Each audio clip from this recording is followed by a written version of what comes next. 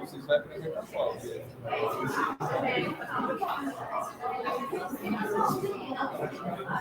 Eu escolhi o meu.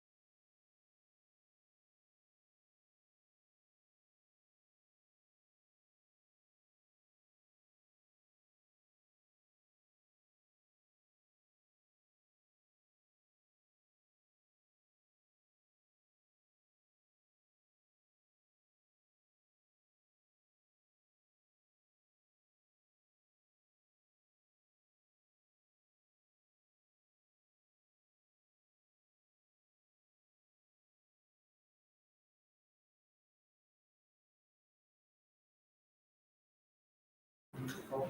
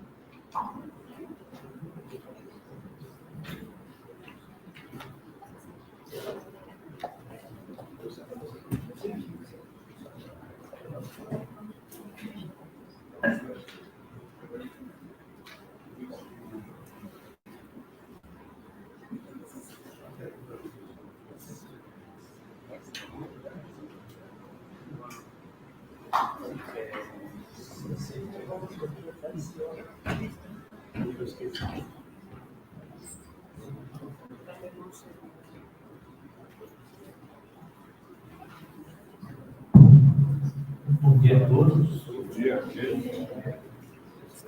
Good morning, everyone. This is a great honor for the Institute of International Relations of the University of Syria to receive Ambassador Valdis Dombrovskis. We circulated the CD, so people are already aware of your main data. But let me just highlight now. Ambassador Dombrovskis is European Commission Executive Vice President responsible for a company that works for people and also in charge of trade. I think it's so poetic of your function at the European Commission. It's really constructive. Well, he has a large experience, as you have known already, as a diplomat, as a member of the European Parliament, as a member of the Latvian Parliament, board member of the political party unit, so it's a man that comes also from politics. He has been Minister of Finance in Latvia, Chief Economist at the Monetary Policy Department of the Bank of Latvia, which corresponds to the Central Bank in Brazil. Has a professional master's degree in Customs and Tax Administration by Riga Technical University, a master's degree in physics from the University of Latvia, a BA degree in economics for engineers, and also a BA degree in physics from the University of Latvia. So, Ambassador Dombrovskis, we welcome you very warmly. We are very honored to receive you. I think it's very important for us to be able to learn from your experience, your impression of current relations between you, Brazil. Perhaps if you could tell us something about the Mercosur, the European Union trade agreement. Most students, as I told you, were not born when these negotiations start. So it takes a long time now. We are optimistic that this is going to get to a good term. That it wouldn't be in better hands to become successful agreement. So you have the floor, Ambassador, if you want to speak from where you are or from the pulpit, just thank you for coming.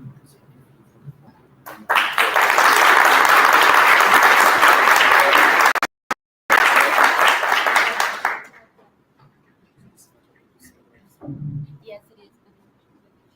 Like, personal, I guess. Señoras y señores, es un placer, una honra estar aquí en esta ciudad única. Muy obrigado pelo convite. Texas, my Portuguese. So, ladies and gentlemen, it's a pleasure to return to this beautiful country. This is the first time I'm visiting in my capacity as EU Commissioner for Trade. But let me start by saying that I'm very impressed with Brazil's economic dynamism. It has developed enormously since I last visited in 2011. As it was already mentioned, I come from Latvia, a small country in Northern Europe. We joined the European Union in 2004, and EU membership transformed my country on every level. made Latvia stronger and more secure, more resilient in face of crisis, more prosperous and socially cohesive. This is why I'm in favor of closer integration between like-minded partners. And this brings me to the importance of our mutually beneficial relationship with your country. In today's challenging global context, Europe and Brazil are essential partners, especially given that Brazil is the EU's most important trade and investment partner in the region. We welcome the renewed dynamic in EU-Brazil relationship, and we are keen to deepen our cooperation under the strategic partnership. For this reason, we welcome Brazil's proposal to host the next EU-Brazil summit in 2025. It is long overdue and much needed. It will be our first summit in more than 10 years. Our long-standing partnership is well-founded on many shared values and interests, as well as strong economic, social, and cultural ties. For the EU, it is a priority to boost relations with the region that can be a strategic ally in pursuing these values, as well as a key partner in multilateral fora. This was our message during the last year's summit with Latin American countries in Brussels. Looking at the broader region, the EU and Latin America has already developed one of the densest networks of association, trade, political, and cooperation activities. And trade is key. The EU is Latin America's third largest trade partner. We have agreements in place with Colombia, Ecuador, and Peru, as well as with Central American region. In 2022, we concluded the modernization of the agreement with Chile. There has been considerable progress towards achieving the modernization of EU-Mexico trade agreement. We hope to be able to conclude those negotiations with the new Mexican government soon. For both sides, it's important to further develop our trade and investment agenda. Completing the existing trade network by concluding the EU-Mercosur agreement, as already mentioned, would significantly strengthen our relationship. And indeed, this trade deal has been under negotiation for already 25 years. As a European Trade Commissioner, I have spent the last 4 years trying to convince people that trade creates jobs and economic opportunities. Trade not only supports small and family businesses, but also helps countries to diversify their supply chains and boost exports. All this is essential for economic growth and stability. So I'd like to underline that we are convinced that agreement between the EU and Mercosur is important both politically and economically.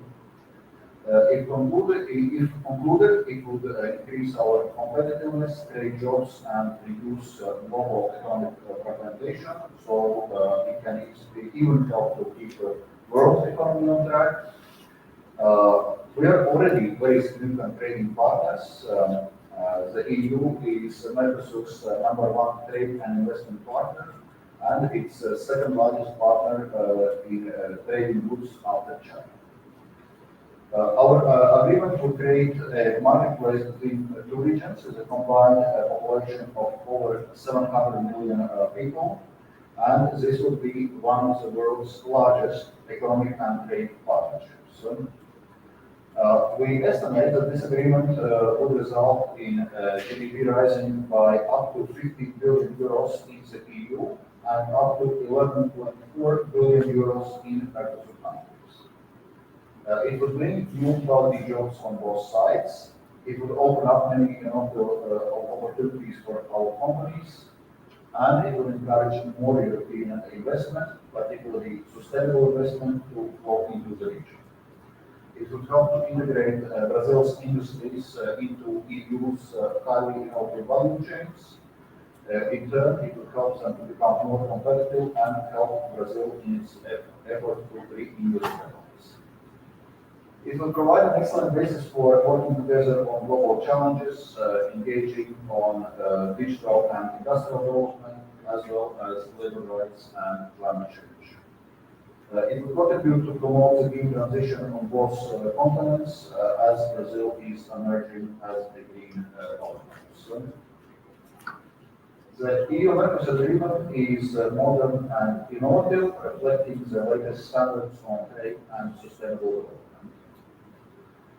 Over the last year, we have been negotiating an additional instrument to provide ambitious and detailed commitments on sustainable development, particularly on addressing deforestation. So this additional instrument would then be incorporated in the agreement.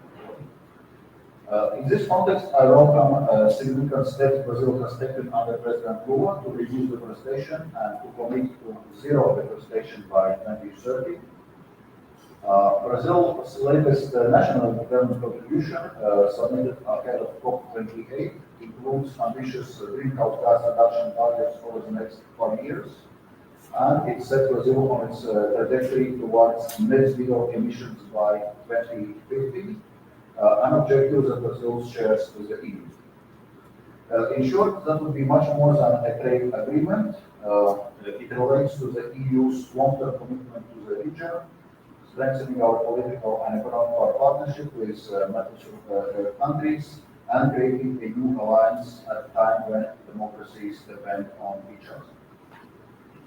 In today's turbulent times, reinforcing our ties with like-minded partners and countries is essential. The world has become more unstable. It affects us, all of us, Europe as well as Brazil. Alliances and strategic relations are being redefined, shifting in ways that have not been seen since the end of the Cold War. Authoritarian regimes are pushing hard to promote their global ambitions. Our world is becoming shaped by a role over politics. Russia's illegal and unjustified war against Ukraine has eroded the international order, which has took so many years to build, and which has allowed democracy to prevail over autocracy. If we allow Russia to violate the United Nations Charter, other countries also may feel emboldened to use force for territorial gains. This kind of destabilization is not in the interest of the international community. It would also signal to Putin and other would-be dictators that using brute force to oppress an independent sovereign country and its people to seize its territory is somehow acceptable. To be clear, it's far from being acceptable. It is a blatant violation of international law and condemned several times at the United Nations. There I would like to encourage Brazil to be more vocal in its condemnation of Russia's illegal war. So, in geopolitical terms, at the very least, it's very important that we remain united against Putin's aggression and in support of Ukraine. Unfortunately, today's geopolitical dangers expand far beyond the horrific war in Ukraine. The EU is extremely concerned by the constant escalation in tensions in the Middle East. We are now facing a dangerous cycle of attacks and retaliation that retaliation risks and also humanitarian catastrophe in the region. Again, this is in no one's interest, and all this has also negative impact on economy and trade, with far-reaching consequences on stability of global supply chains. Ladies and gentlemen, in Europe, free and fair trade has brought prosperity to EU member states. We have put a dense network of trade agreements in place to support many millions of jobs, and we also have the single market, one of the EU's greatest achievements. As one of the world's largest economies and home to around 450 million consumers, the single market guarantees that goods, services, people, and capital can move freely across EU territory. It provides great opportunity for companies, and not only European, to grow and innovate in invest in new and emerging technologies, clean tech, artificial intelligence, quantum computing, for example. It provides us with economic strengths as we press ahead with tackling climate change and embracing the digital age. Europe's taking power and economic openness is essential to our prosperity. We support rules-based trade, including through reform and strengthen World Trade Organization. But while the EU is committed to free and open trade, our openness is not unconditional. We need to ensure that we all compete on fair terms and on an international level playing field. Here, however, we are increasingly experiencing distorted trade policies and organization of trade and dependencies. Let me give you a concrete example that will resonate in Brazil, the electric vehicles sector. Global markets are flooded with cheap Chinese electrical cars, and Europe is the largest market that remains open. Our response has been very clear. On a basis of sufficient evidence that the prices get artificially low by significant presence of public subsidies, we launched anti-subsidy investigation in electric vehicles imported from China. Our evidence and fact-based investigation clearly concluded that such illegal substitution threatens to cause economic injury to EU producers. As a result, our member states have now voted in favor of imposing definitive countervailing duties on such imports. I must underline that we do not want to introduce tariffs for the sake of introducing tariffs. So in parallel, we'll continue our dialogue with China to find other possible solutions, such as price undertakings. We are using trade defense instruments to fight unfair and injurious trade practices, fully in line with our international rights and obligations. And in this context, our agreement would provide us with tools to address such trade distortions and promote a level playing field. In this increasingly complex environment, our answer is to reinforce our links with like-minded countries to create long-term and mutually beneficial partnerships by investing in a common future. Ladies and gentlemen, I have talked at great lengths. So once again, many thanks for inviting me to speak at your prestigious university. It has been a pleasure to address you today. I wish you every success in your studies and future careers. Brazil and indeed the world will need your energy, creativity, self-discipline, and social commitment. Muito obrigado.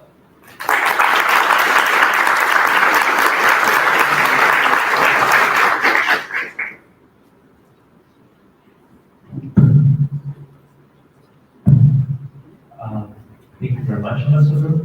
Myself has many questions, but I will open the floor to students. I just would like you to say your name and to pose brief questions so that more people will be able to present their doubts and to engage in dialogue with Ambassador Dombrovskis.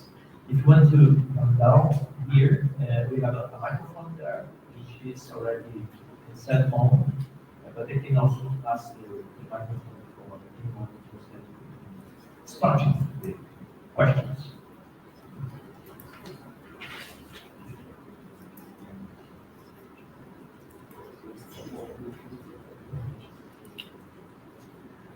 Professor Sacco. Well, first of all, thank you very much for your visit. Come to the top class in this university about a very important issue of the day. Well, my question is basically if you could stress a little bit about the, let's say, the optimistic side of that possible putting forward this agreement between the European Union and Mercosur. As you have mentioned already, there are lots of tiny things, but in the end become complicated you see, that explains why it's almost 24 years that this agreement is, I think in 2019, it was formally approved by the authorities of Mercosur and the European Union, even though negotiations continue because ratification is revealed to be much more complicated. That means, if you could stress for us the positive ways, the optimistic side. So why in this very turbulent world we should invest in terms of putting forward this agreement between European Union and Mercosur. Sorry, I am Professor Eite Sato. For years I have been teaching international political economy. So, Yeah, thank you very much for this question. So indeed, one can ask what is the basis for optimism on the agreement which has been negotiated for 25 years already. And you rightly noted that actually it was already concluded in 2019. But the situation unfortunately unraveled back then, and I was mentioning this question of deforestation. So clearly, when we are promoting our trade agenda, free trade agreements, one of the questions is how those trade agreements relate to sustainability. That trade is not a factor driving climate change or driving environmental degradation, but rather a factor which can support us fight against climate change and support us with also improving the environment. So, and in this context, the situation we were facing in Brazil on deforestation, which was left relatively unchecked by Bolsonaro administration, has created lots of criticism in Europe, and correspondingly EU member states and European Parliament were not ready to ratify this agreement. So that's why I was mentioning also in my speech, we now for the last year have worked on this additional sustainability instrument, focusing especially on fighting deforestation. And this will help address this criticism, and generally we see already now that under current administration the deforestation has been substantially reduced already. There is a commitment for net zero deforestation by 2030, and that certainly will also facilitate that angle of discussion. Another element of criticism or concern was from the EU agricultural community, from farmers, which were criticizing the market access we would grant to Brazil and other producers for the agricultural sector. Well, they were emphasizing that we have carefully balanced this economic value of concessions which we have given to Mercosur, and that it would not lead to destabilization of the EU agricultural market, and there also ways how we can intervene should some problems emerge, but actually we are not expecting this. Those are the two main elements and difficulties. Well, right now we are finalizing the negotiations. I was actually starting this morning with a meeting with Vice-President Altman, where we're discussing exactly this topic. So we think that there is a good political momentum to move towards conclusion. So we need to finalize a few outstanding elements which are still in the negotiation. So hopefully we indeed are able to finally get this agreement over the line. We are actually quite close, so it should be done. Hopefully. So we have another question here. Yes.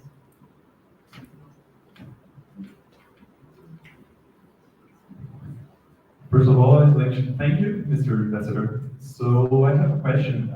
As you told earlier, as you said earlier, the Bolsonaro administration here in Brazil presented lots of risks on the signing of this agreement. Do you see the changing environment in European politics in general as something that could bring possible threats to this trade agreement?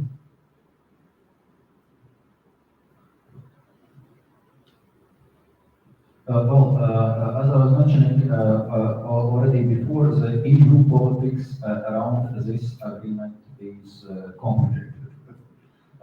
There indeed, I would say, large majority of countries which want to conclude this agreement, and countries which are also very kind of vocal and adamant that we conclude it, but there are also countries which are very critical of this agreement. So it's politically quite complicated in the EU, and that's why we also are investing a lot of effort in our internal EU discussions, presenting the economic benefits this agreement would potentially bring, and there will be substantial economic benefits. Already quoted our estimates how it could boost the GDP on both EU and Mercosur side. What are the elements to protect our farmers should any difficulties arise? Even though, as I was mentioning, the concessions in agricultural area are carefully calculated, so it should not be the case. So it requires lots of management, and certainly if concluded, also the work on ratification on EU side. I would not expect this being a walk in the park, but certainly I see that this is within reach, because, as I said before, the large majority of EU member states actually are supportive of conclusion.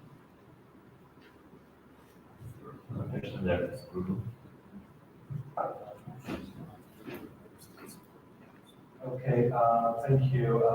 My name is Bruno Laz. I'm a master's student here of our graduate program, and I research China-Brazilian relations in the manufacturing sector, more specifically on green economy technology. And you mentioned the Chinese EVs, the electric vehicles. Here in Brazil, there has been somewhat of a conundrum regarding the Chinese EVs, because it's somewhat of a double-edged sword. Some focus on market disruption, and such was the narrative that justified the position of tariffs at the beginning of the year, while others see this measure as somewhat detrimental to the decarbonization of the economy. My question is, I would like to know from you if in Europe there has been some similar debate, if there is some consensus between countries regarding imposing tariffs in China, or if there are voices against it, using arguments relating to sustainability, the importance of popularizing electric vehicles, and not only for the vehicle sector, but for photovoltaic panels and other technologies of this area. Thank you. Yes. Thank you for this question. Indeed, on this question on Chinese battery electrical vehicles. So just to set the scene, we are not against Chinese BEVs, or we are not against competition in automotive sector, but what I was emphasizing, this competition needs to be fair and based on a level playing field.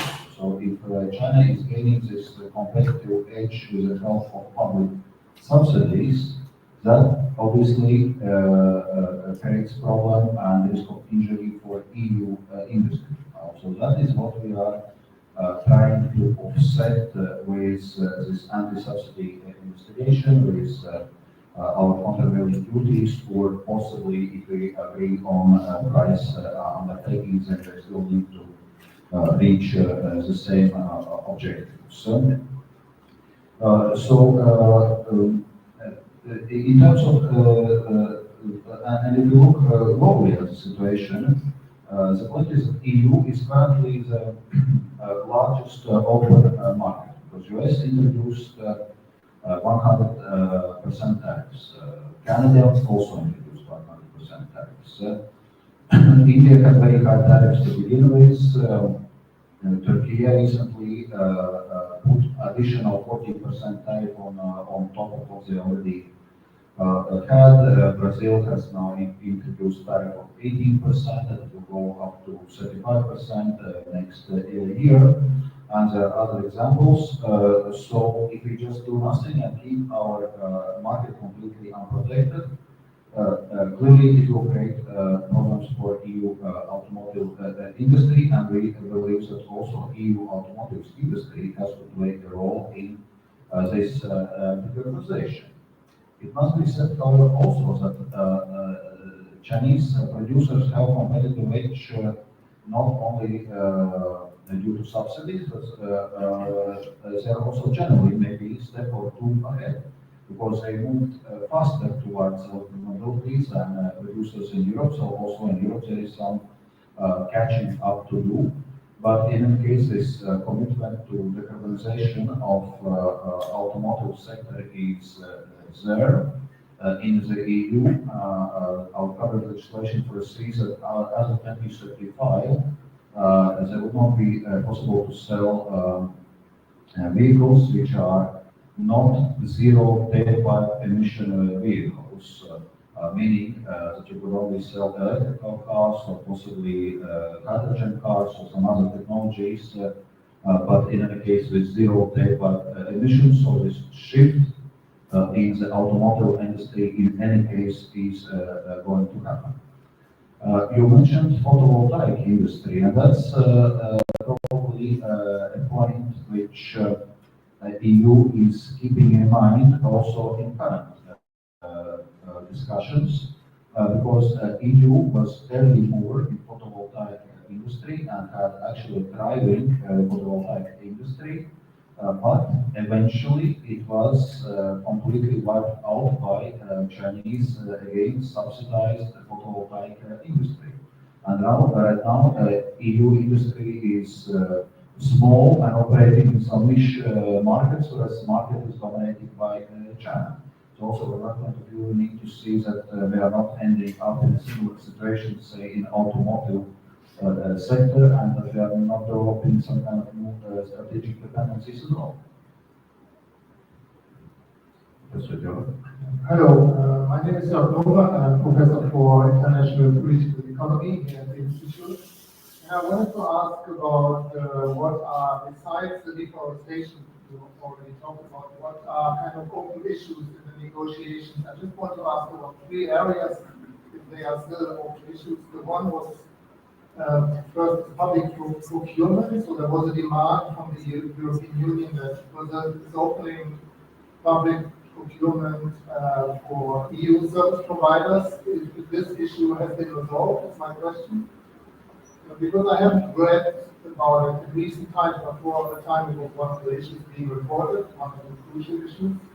The second one was a demand by the Brazilian government that there should be some kind of quota to import industrial products from Brazil to the EU. This is still somehow on the table. And then the third question would be about Brazil is one of the biggest importers of pesticides, and there is a huge import also from the European Union. And the European Union companies export pesticides to Brazil, which are banned in the EU, but are being used in Europe. There's a Brazilian author who wrote a book about it, and Lombardi is her name. She had to leave the country because she received death threats now living in Brussels, which would be rather close to the European Commission. And so it's also a problem for Europe, because then afterwards the orange juice and the coffee with the pesticides is coming back to Europe with the pesticides which are banned in the EU. So has there been any movement on that front? Because there were some people from the European Parliament which were issuing calls to ban the export of those pesticides which are banned in the EU itself. Thank you, Professor Doug. If you allow me, this is a very sensitive, has been very sensitive here, as it was incentivized by the Bolsonaro government. And the perception here is that Europe was okay, because it was exporting its pesticides. So these links to the agricultural trade, where people perceive also a double standard from Europe, that is perceived as if when you are talking about agro, you are more concerned with protecting your farmers, the French farmers are foremost. But the issue of pesticides is more sensitive because the idea was whenever it benefits Europe in its exports to Brazil, then it's okay, even though the pesticides are banned in Europe itself. So there's no problem with that because you are selling. But whenever you are buying, you can argue that there are pesticides in our agricultural products, and this is perceived as not only a double standard, but also as a very selective compromise with the environment. So if you could elaborate anything on that, we would be great. Well, yes. On the question on open topics, one thing is only so much I'll be able to say because there are still ongoing negotiations. So we're still negotiating. So I cannot go in details on topics. I can mention we were discussing this deforestation. We were discussing also having Paris Agreement as an essential element of the agreement, meaning that substantial breach of Paris Agreement can also be a reason to withdraw certain trade preferences or to suspend certain trade preferences. Indeed, we are discussing the topic of public procurement without going in there. There has been a request from Brazil, and we engaged on this request to have also what's called certain rebalancing mechanism.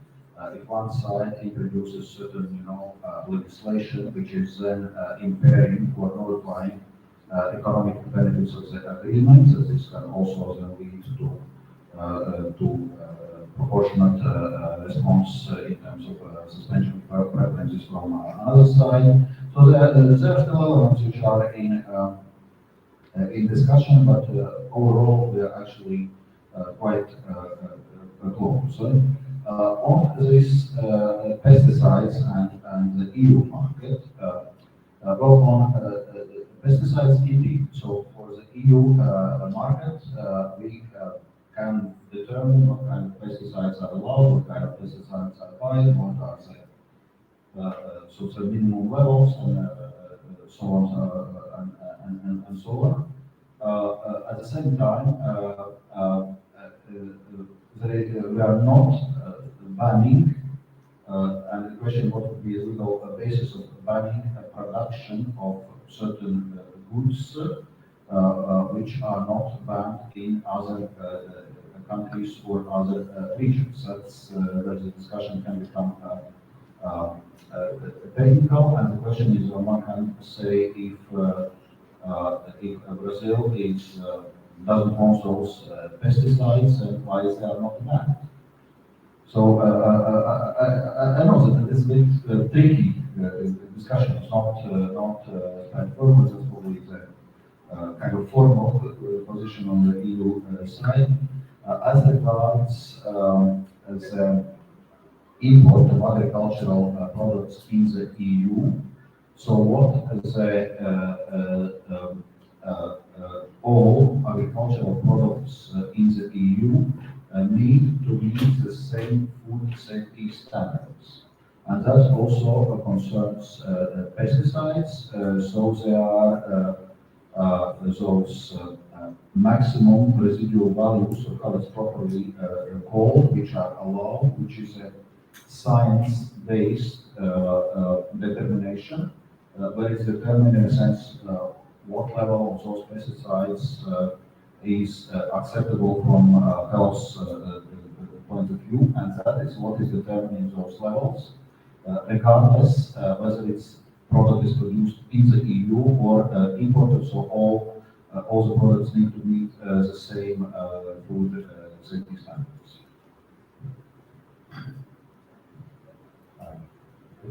And start. From here. Then the following person, if you could just come down, it's easier to take the mic.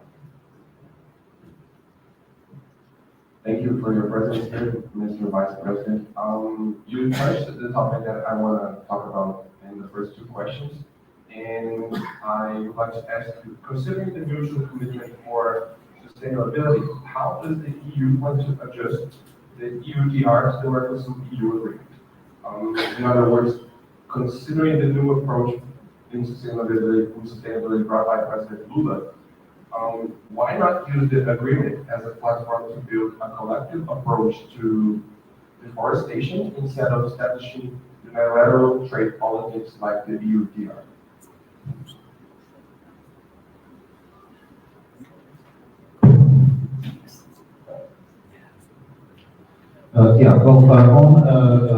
On the question of sustainability, that's exactly why we are negotiating this additional sustainability instrument focusing on deforestation, and that's why we also will have a trade and sustainable development chapter in our agreement, covering also other sustainability areas.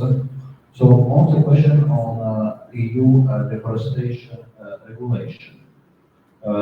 EU deforestation regulation, the aim of the regulation is clear, to ensure that the EU demand or the EU imports do not contribute to deforestation globally. So that's why there is, in a sense, it's foreseen a ban on imports of certain agricultural category products from recently deforested areas. So that's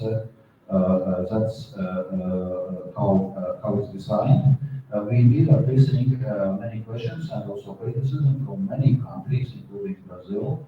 And this is why we now recently, as European Commission, proposed to actually delay the application of the deforestation regulation by another year to allow more time for preparation. This is not specifically to EU-Mercosur relations. This is our kind of global commitment. We do not want to contribute to deforestation also in other regions. But here, indeed, if we discuss the situation in Brazil and the Lula's administration commitment to fight deforestation, I think substantially we are aligned. So it should not be overly difficult for us to agree on this aligned approach, also in the context of our agreement.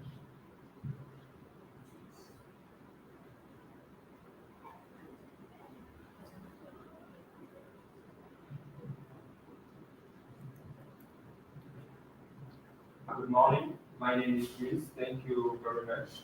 I have a question about economic policy of the European Union in Africa. China and Russia are important main partner of our continent. China economically and Russia militarily. In the last summit, China decided to invest 50 billion in Africa, and I would like to know what is the economic policy of the European Union about Africa. Thank you so much.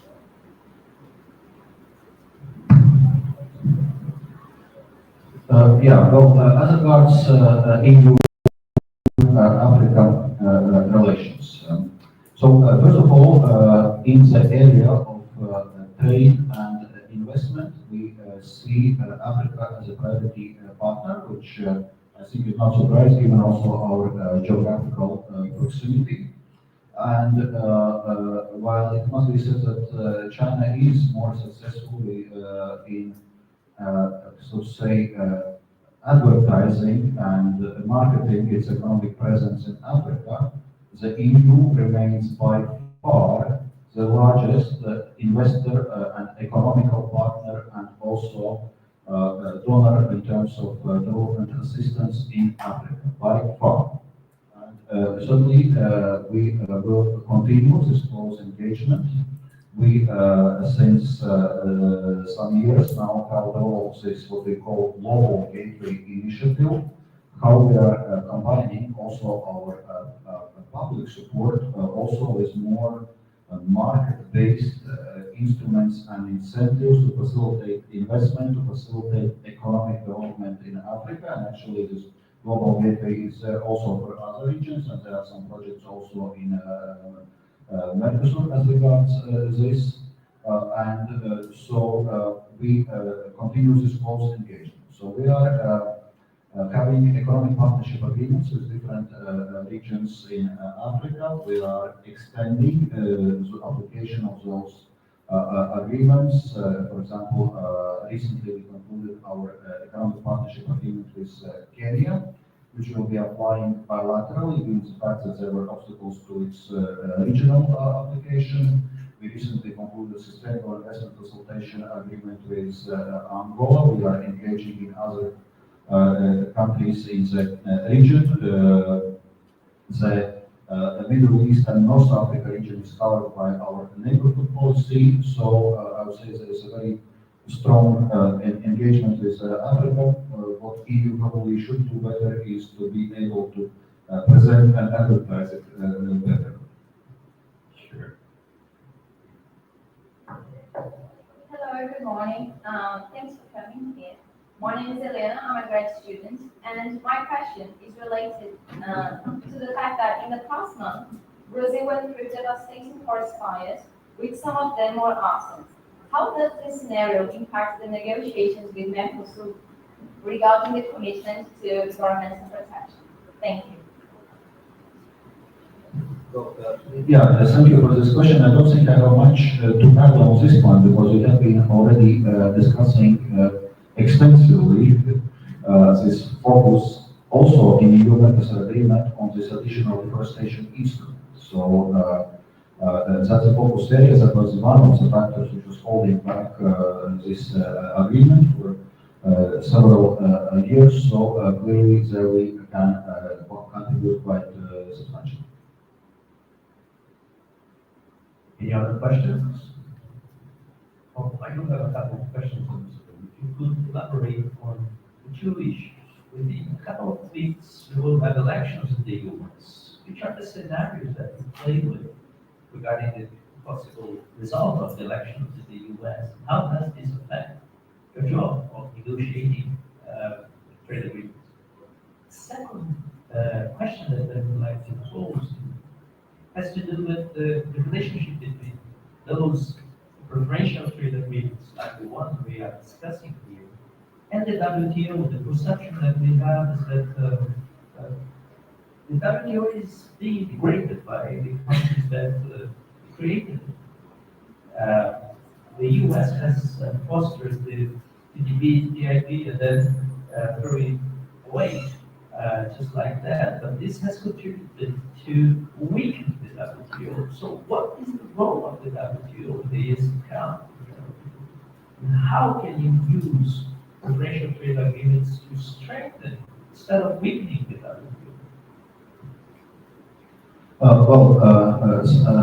Thank you for those questions. On US elections, we have also certain what we are calling preparedness work ongoing right now to prepare for different scenarios because, there are a couple of things we need to keep in mind. In any case, it's clear that EU and US are strategic partners and close allies, so we are willing to continue this strategic partnership across different areas. It's especially important at current stage with the war raging on the European continent. The EU-US trade and investment relationship is the largest trade and investment relationship in the world. So there's lots of stake economically. So there are many things we have to deal with together. So in any case, we need to engage closely with the US. At the same time, obviously, there are certain statements by the president's candidate Trump, which raise concern, including on possibility of starting a trade war and unilaterally imposing tariffs. Well, we saw it already in previous Trump administration when it introduced unilaterally tariffs on steel and aluminum, and we have to take countermeasures against it.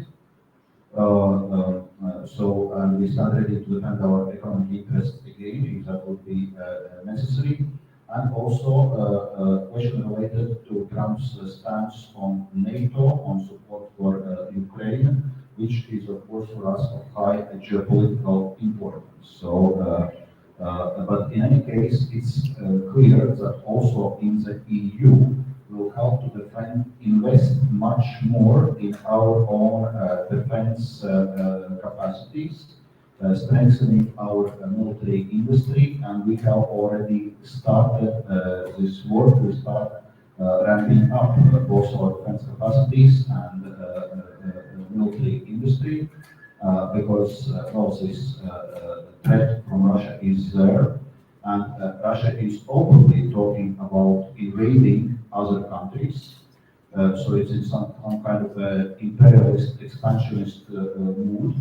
And that's why it's important that Russia is stopped in Ukraine, preventing this war from spreading further. That's why we're investing so much support for Ukraine, because we think it's important that this war is finished with a peace which is just and in line with the principles of the United Nations Charter, which recognizes countries' sovereignty, territorial integrity, and the country's right to self-defense in case of aggression. One more question. Good morning, I'm Sara. I'm a grad student here, but I'm also an intern as a confederation of agriculture and livestock of Brazil. So my question will be going back to agriculture again. I'd like to know regarding the importance that European Union gives to sustainability and green transition. I'd like to know what measures are being taken to the negotiations to guarantee the other countries' sovereignty in regarding the transition to the green transition. And the other question I have is about the role of trade partnerships in building more resilient supply chains and promoting balanced growth and balanced economic growth. And again, what measures are being discussed to balance global interests and protect local economies.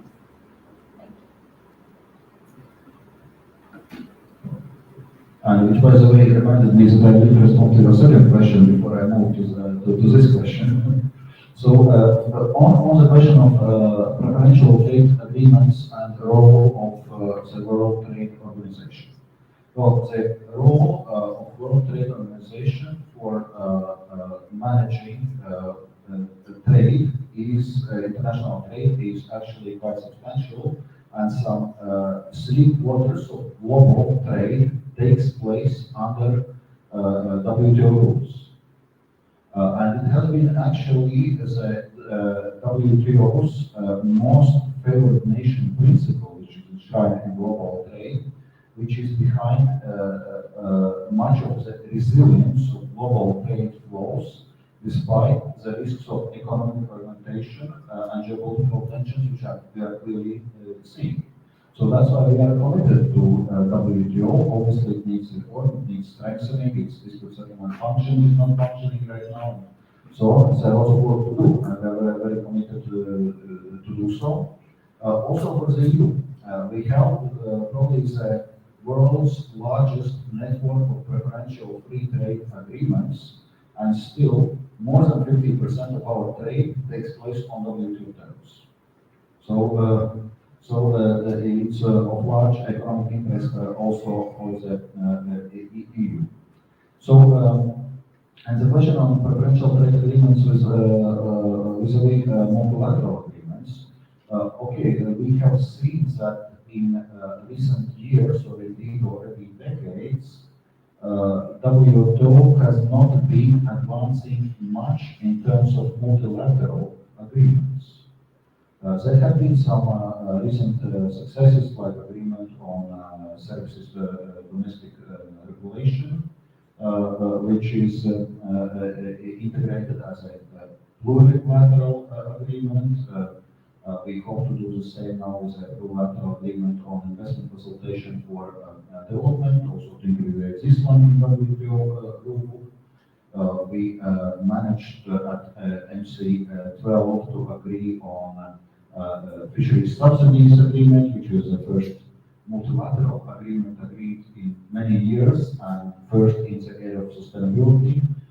So there are some successes, but also we see that many things are stalled in WTO for various reasons, and obviously it's difficult to work with the principal community with 160, I don't know now what's 7 members maybe.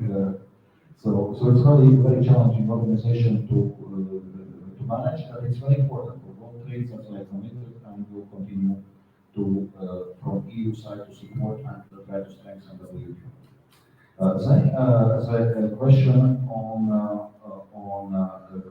green transition, how to respect sovereignty of countries in a green transition and other elements. Well, first of all, climate change is a global challenge. So therefore, we need global community to cooperate to address this global challenge. No region is able to do it alone. So that's why it requires international cooperation. That's why we have Paris agreements. That's why through Paris agreement we are bringing on nationally determined contributions on how much each country is ready to reduce emissions. That's why there's also a lot of financing flowing in this area, including from the EU to support countries in their green transitions. But also, obviously, it's clear that the EU is a front runner in this area of green transition and decarbonization. We were the first major economy to set climate neutrality target by 2050. Now many economies are following, including Brazil, which is sharing the same 2050 target. And that's why we're doing many things also on our own. But when we are developing our sustainability instruments, we always keep in mind also the question on WTO contribution. So what we do is compatible with international trade rules, that we are not creating more economic fragmentation. So this, because indeed we also need diversified and resilient supply chains for the green transition. I mentioned our cooperation in the area of critical minerals, raw materials, and we need this cooperation because for a green transition on many critical minerals, we are dependent from 80, 90, more than 90% on supplies from China. So we need this diversification, and we need partnerships around the world where we engage with countries which need those critical minerals with the rest of rich countries in mutually beneficial partnerships.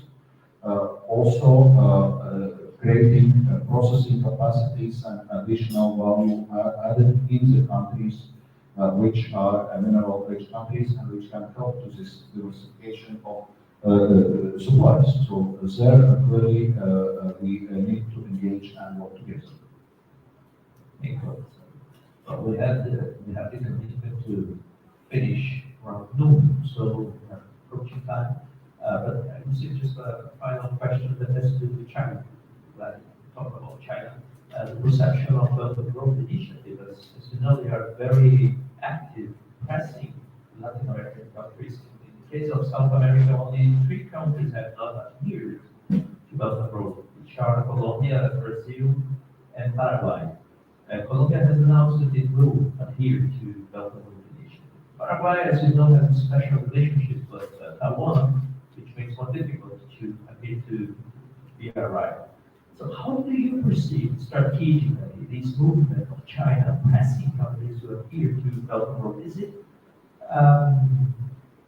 convergent with promoting this more balanced trade at the WTO, or when you look to the long run, do you tend to perceive Belt and Road as a threat, as an alternative framework to organize trade flows? How does this fit in your mind, in your strategy? If you can tell us, of course. Yeah, maybe let me start with a bit broader outline how we see EU-China relations, because this I think will help to understand our thinking about all of this. We have a very complex relationship with China, but at the same time important relationship. China is EU's second largest trading partner after US, so it's again lots of stake economically. So we are defining this relationship along three lines. In some areas, we see China as a cooperation partner. For example, we're talking about climate change. China is the world's biggest emitter of greenhouse gas emissions, so obviously we need China on board to fight climate change. We see China as economic competitor in other areas, so that's I think relatively self-explanatory. And we see China also as a systemic rival because it's promoting different socio-economic model from our democratic model. So, and we need to manage this complexity of our relations. That's why we are not discussing, for example, like in US, there are some discussions on decoupling from China. This is not what we are discussing. We're discussing big risky. So we continue our economic engagement, but so we are seeking more balance and reciprocity because we are having a huge trade deficit with China, and not that we are seeking balanced trade with each country. That's economically not logical, but the deficit is of such scale that it raises concerns, and it also reflects just simply the fact that EU market is more open for Chinese companies and goods than Chinese market is for the EU. So we need to rebalance this relationship. We also, when we are moving away from certain strategic dependencies, for example, at the beginning of Russia's aggression against Ukraine, Russia was trying to use their supplies of natural gas to the EU, which we allow to develop a strategic dependency as some kind of a tool of blackmail and manipulation. So we cut it off. We had a difficult year, 2022, and the winter from 22 to 23, but we managed, and we are done with this. But it also reminds us the need when we are getting away from some strategic dependencies, like on Russian fossil fuels. We don't need to build other strategic dependencies, and as you mentioned, in the area of critical minerals, for a number of critical minerals, we are heavily dependent on China. So we're seeking to diversify this. And I would say this broad thinking also reflects our engagement with China vis-a-vis Belt and Road and in WTO, where I would say it's a bit complex question.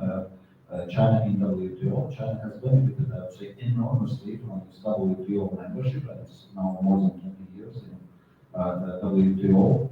But at the same time, there are problems coming for China's industrial policy model, industrial subsidies, question on competitive neutrality of state-owned enterprises, and that's what we are raising. We need to address those issues for WTO to be successful also in the future, because otherwise this international trading order may unravel, and China actually has been a biggest beneficiary from that. Ambassador, let me express our greatest gratitude for you coming here, for the possibility to have this frank conversation, very open. I think that this is the way to build a mutual trust, to issue all the luck to be successful in achieving finally this agreement between Mercosur and EU. I would invite everyone to thank the Ambassador Dombrovskis with an applause.